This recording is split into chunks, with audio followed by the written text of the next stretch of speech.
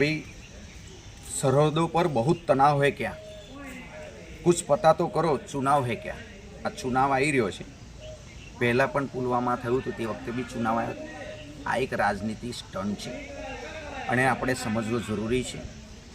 અને આ એક ભારત દેશ બિન સાંપ્રદાયિક દેશ છે, એની અંદર હિન્દુ, મુસ્લિમ, શીખ, ઈસાઈ, પારસી કરીને લડાવાની એક આ રણનીતિ છે।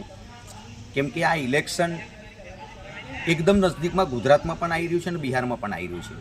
બાકી તમે વિચાર કરો કે ત્યાં પહોંચવું એટલે એક ઘોડા ઉપર કાં તો ચાલતા જ જવું પડે, કોઈ વ્હીકલથી જવાય નહીં, તો આતંકવાદીઓ આવ્યા ક્યાંથી? એટલે આ એક પ્રી પ્લાનિંગ હોઈ શકે અને ભારત દેશની અખંડિતતાને એક તોડવા માટેની કોશિશ છે।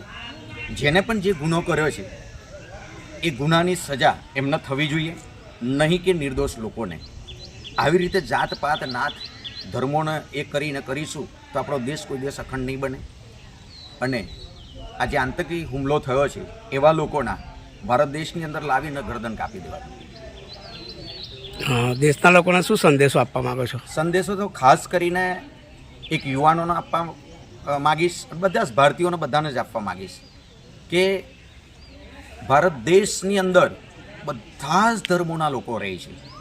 ભારત દેશ આપણી એક સંસ્કૃતિ એવી છે, તો આ રાજનેતાની રાહે ના ચાલશો, કારણ કે આ નેતાઓ જે છે પોતાના રોટલા શીખે છે અને આ નેતાઓ તમને પોતાને ગેરમાર્ગે દોરી રહ્યા છે।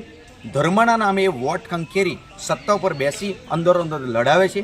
કોઈ પણ જગ્યાએ તમે જુઓ પોતાના જે મોટા મોટા નેતાઓ છે એમના દીકરાઓ વિદેશમાં ભણે છે, એ ઝંડો લઈને નહીં નીકળે, તો તમે હિન્દુ મુસ્લિમ ના કરશો, શીખ ઈસાઈ પારસી ના કરશો અને દેશની અખંડિતતાને તોડવાની કોશિશ ના કરશો।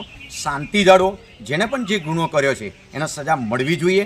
અને ખાસ કરીને એવું કે આપણે ધર્મના લઈ જાતિને લઈને લડવું ના જોઈએ, આપણા દેશની અખંડિતતાને આપણે જાળવી રાખવી જોઈએ। જય ભારત।